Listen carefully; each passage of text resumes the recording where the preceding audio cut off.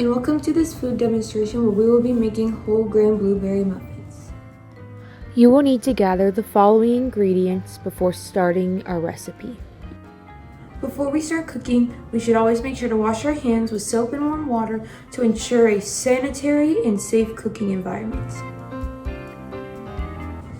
Before we start putting all our ingredients together, we should start by preheating the oven to 375 degrees Fahrenheit.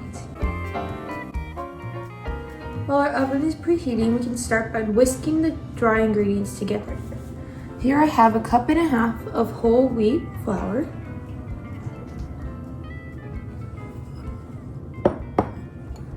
three-fourths of a cup of white sugar,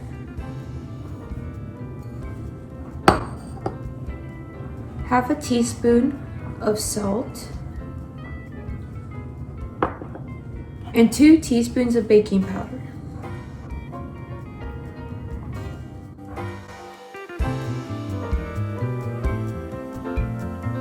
Now that our dry ingredients are combined and off to the side, in a separate bowl, we will combine the wet ingredients.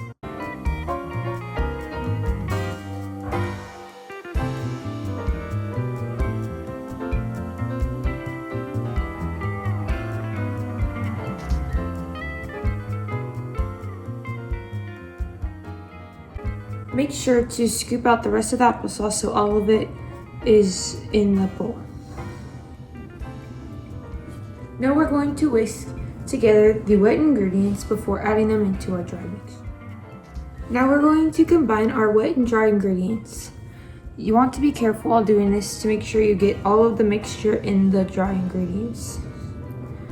The best practice for doing this is adding a little at a time and then stirring to ensure that there's equal distribution of the wet mixture as well as minimal clumps.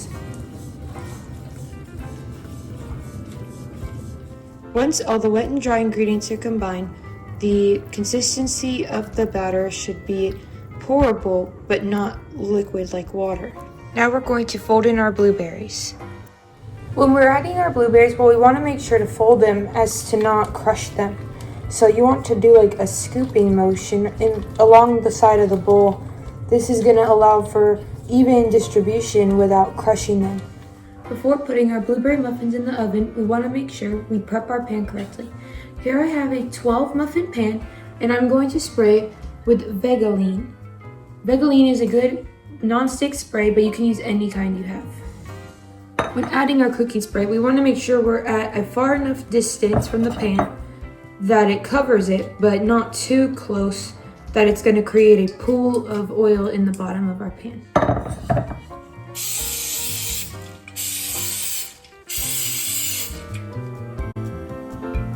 Now we're going to put our batter into the muffin tins. To do this, I'm going to use an ice cream scoop, but you can use a spoon or any other measuring cup you would like. I like the ice cream scoop because it can ensure that all of our muffins are the same size.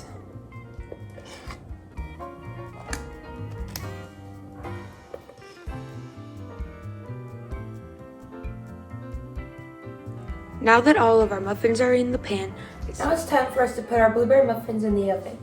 We want to make sure that our oven is preheated to the correct temperature of 375 degrees.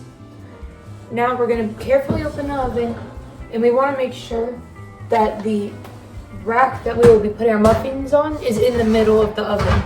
This will make sure there's even cooking and baking and that they will rise correctly.